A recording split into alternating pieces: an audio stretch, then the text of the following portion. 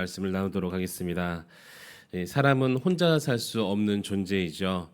이 코로나 끝물인 2022년도 아마 겨울이었던 것 같아요. 한 번도 걸리지 않았던, 부산에서도 안 걸렸었는데 서울에서 제가 코로나가 걸렸습니다. 사실 제 입장에서는 이 코로나가 무서웠기보다는 이제 끝물이라서 코로나 한 번쯤은 걸려보고 싶다. 다른 사람들은 일주일 뭐 보름 이렇게 쉬는데 한 번은 쉬어보는 게 맞지 않겠나라는 생각이 들어서 그렇게 그런 부러운 모습들이 좀 있었어요. 그래서 코로나 걸렸을 때 딱 하루 진짜 정말 죽을 만큼 아팠었고, 다음날 뭐 입맛이 없어서 그렇지 뭐 이렇게 별 다른 이상 없이 띵가띵가 밀린 잠도 자고 또 성경도 읽으면서 그렇게 시간을 보냈습니다. 그런데 이 지내는 시간이 지내다 보니까 점점 힘들어지는 거예요.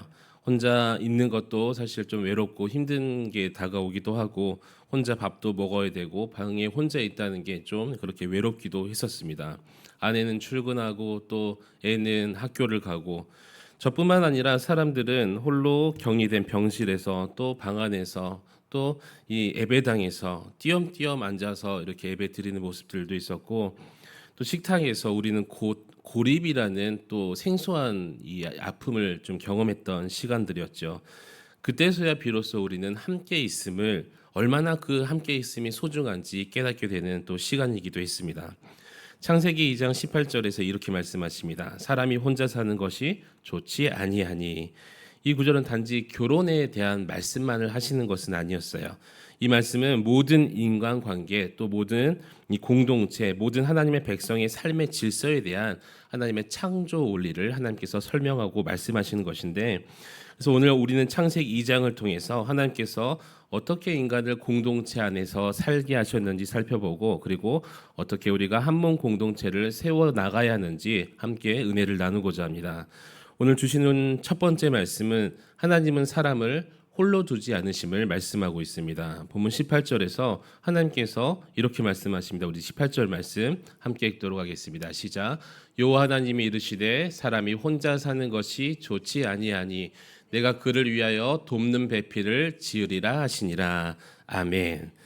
돕는 배필을 지으리라 하시니라고 말씀하셨죠. 그런데 하나님께서 창조하실 때마다 생각해 보면 보시기에 좋았더라라고 말씀을 하셨어요. 그런데 유독 여기에서만 좋지 아니하니라는 말씀이 나오고 있지요. 사람들은 내가 혼자 있더라도 성공만 하면 된다라고 생각을 합니다. 공동체보다는 어떻게 보면 내 이익을 우선하면서 모든 경쟁에서 내가 1등 돼야지, 홀로 우승해야지라고 이 경쟁에서 이기려고 합니다. 그래서 함께 승리하고 함께 잘 사는 것보다 뭐 자본주의 원리라고 하죠. 강한 사람이 이기는 것이고, 그래서 나라가 전쟁하는 것이 혼자 잘 살기 위해서 그렇게 자신의 욕심을 드러내면서 우리 인류는 살아가고 있다는 것이죠. 근데 지금 아담이 있는 곳이 어디냐면 파라다이스라고 불리는 에덴이었어요. 어제 살펴본 것처럼 히브리어로 그 뜻이 기쁨이라는 뜻을 가지고 있는데, 그런데 하나님께서 그런 그 좋은 곳에 살고 있는 아담을 보면서 좋지 아니하다라고 말씀을 하십니다. 그렇게 에덴 동산처럼 완전한 환경일지라도 사람이 혼자 있으면 온전하지 못하다는 뜻을 가지고 있다는 것이죠.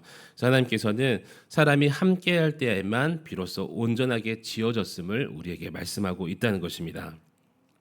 어느 목사님이 병문안을 갔습니다. 환자분이 말하기를, 목사님, 약도 좋고 뭐 가지고 오시는 것 좋지만 역시 사람이 찾아오는 것이 너무나 좋습니다. 누군가의 말 한마디, 또 따뜻하게 손 한번 잡아주는 것이 이렇게 위로가 될 줄 몰랐어요라고 이 환자가 말했다는 거예요. 마찬가지입니다. 제가 환우 신방이나 요양원, 이렇게 요양병원 신방을 가보면 거동이 불편하신 이 노후 권사님들을 위해서 뭐 들고 갈 게 따로 없어서 주스 한 박스 이렇게 들고 가는데, 근데 집이나 요양병원에 도착하면 권사님께서는 하나같이 다 그러세요. 이 들고 온 것은 쳐다도 보지 않으시고 방문한 저희를 어찌나 그렇게 반갑게 맞아주시는지 모릅니다.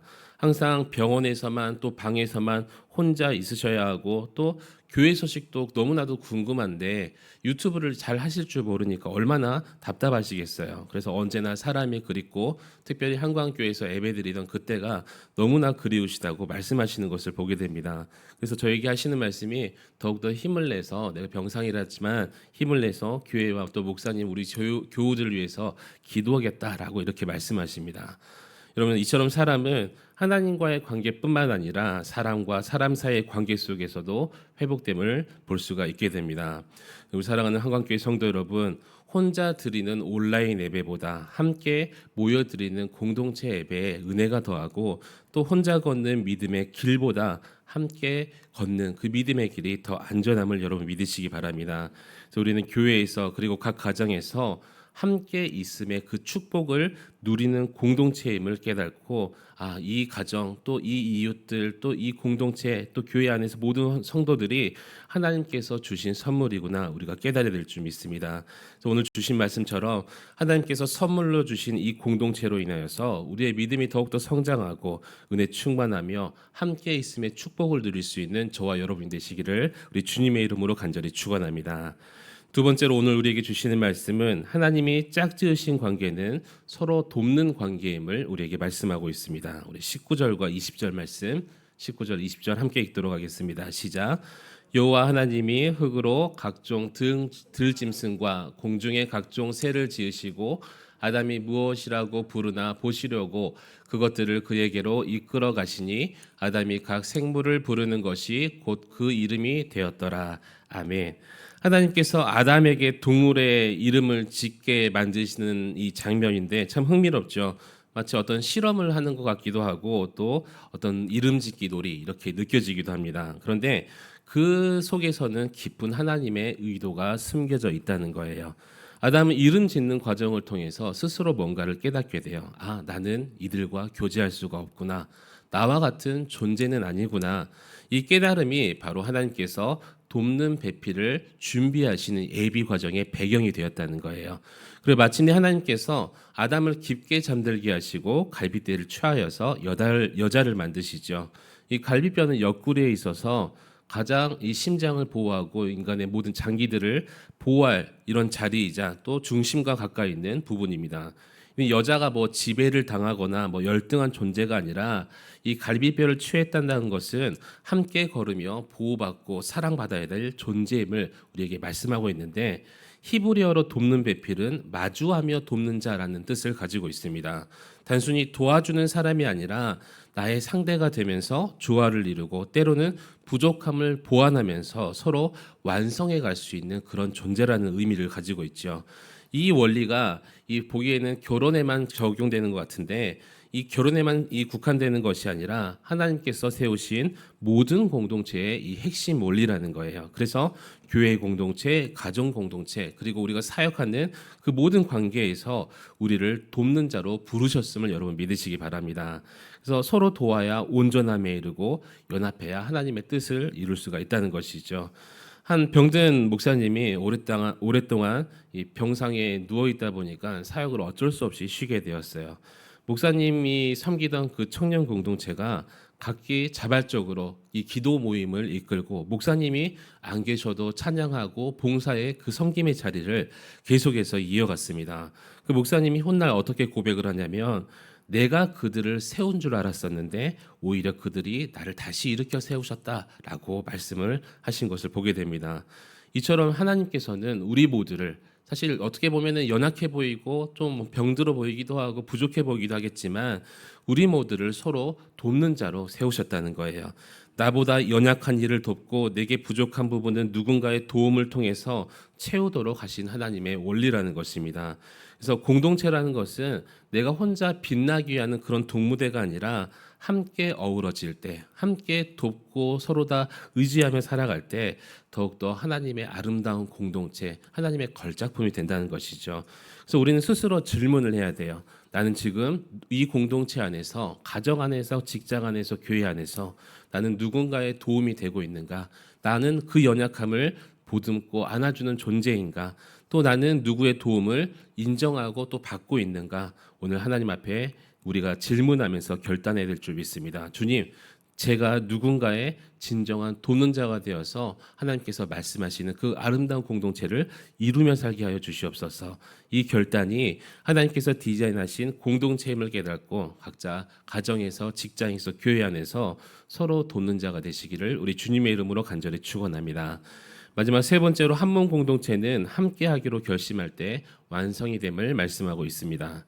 하나님께서 여자애를 아담에게 데려오셨을 때 아담이 탄성과 같은 고백을 하죠. 이는 내 뼈 중에 뼈요 살 중에 살이라라고 고백을 해요.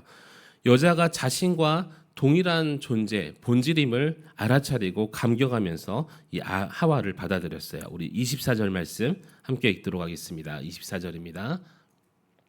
이러므로 남자가 부모를 떠나 그의 아내와 합하여 둘이 한 몸을 이룰지로다. 아멘. 여기엔 두 가지 중요한 원리가 들어 있습니다. 첫 번째는 떠남의 원리라는 것이죠.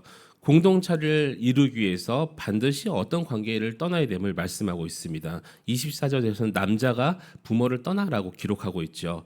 익숙한 과거, 또 자기 중심적인 살았던 그런 사고들, 또 부모의 품, 이기적인 삶의 방식, 또 나만의 어떤 고집스러운 방식들, 우리는 새로운 이 연합을 위해서, 온전한 연합을 위해서 이 삶의 자리, 또 나의 사고 방식 이런 것들을 떠나가야 됨을 말씀하고 있습니다. 두 번째는 이어서 합함의 원리를 말씀하고 있지요. 합하단 말은 접착되다, 붙들다, 결속되다라는 뜻을 가지고 있어요. 단순히 함께 있는 것을 넘어서 나의 생각과 나의 가치와 또 비전과 이 사명들을 공유하면서 하나 되는 것을 의미하고 있습니다. 그래서 이 떠남과 합함이 있을 때 비로소 한 몸이 됨을 말씀하고 있습니다. 25절에 보니까 둘이 벌거벗었으나 부끄러워하지 아니하더라라고 기록하고 있죠. 이제는 둘이 삐그덕 되는 거에서 온전한 하나를 이룸으로써 이 신뢰를 가질 수 있고 또 투명함을 가질 수 있고 수치가 없는 연약함을 보완해서 그 연약함이 수치가 되지 않는 그런 관계를 우리에게 보여준다는 것입니다. 죄가 들어오기 전의 모습이죠. 서로 벌거벗었으나 죄가 없었으므로 그들은 서로에게 거침이 없었다는 거예요. 그렇게 하나님의 삶의 질서대로 창조의 질서대로 살아갈 때 그 관계는 온전한 평안과 기쁨이 가득했음을 여러분 믿으시기 바랍니다.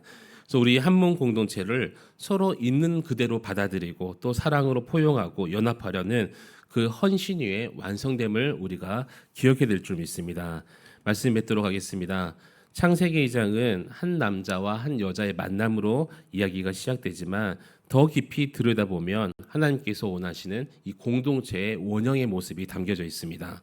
하나님은 우리 모두를 홀로 두지 않으시고 서로를 돕고 또 연합하며 살아가도록 이렇게 부르셨어요. 그래서 함께 예배드리고 함께 하나님께 영광 돌리려고 한다는 것입니다.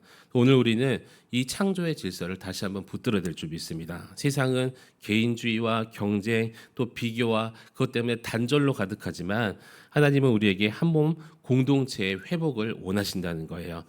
교회는 그리스도의 몸이죠. 우리는 그 각 지체가 되고 그래서 우리는 누구도 혼자 설 수 없고 누구도 우열이라는 게 있을 수가 없습니다. 서로 도우며 서로 인정하고 함께 하나 되어 나아갈 때 세상은 그 공동체를 보고 하나님께 영광 돌릴 수 있게 될 것입니다. 그래서 우리가 결단해야 되겠죠. 하나님께서 세우신 가정을 귀히 여기겠습니다. 하나님께서 붙여주신 만들어주신 공동체 안에서 내가 드러나는 것이 아니라 서로를 세워주며 온전하게 만들어 가겠습니다. 그렇게 하기 위해서 나부터 낮아지고 나부터 도우며 나부터 연합하도록 노력하겠습니다. 그리고 그 연합의 중심 안에 예수 그리스도의 십자가의 사랑과 은혜가 넘쳐 흐르게 하겠습니다. 이렇게 결단하면서 한 몸 공동체를 온전히 이루어가는 우리의 가정뿐만 아니라 우리의 모든 삶의 영역에서 하나님께서 원하시는 삶의 공동체를 이루어 가시는 저와 여러분 되시기를 우리 주님의 이름으로 간절히 축원합니다. 그래서 오늘 기도하실 때 나에게 분열의 모습이 있다면 떠나가게 하시고 사탄마귀 악한 영의 유혹에 넘어지지 않고 하나님께서 원하시는 온전한 공동체를 이룰 수 있는 그런 믿음 허락해 달라고 우리 주님의 이름으로 한번 부르짖고 간절히 기도하시겠습니다.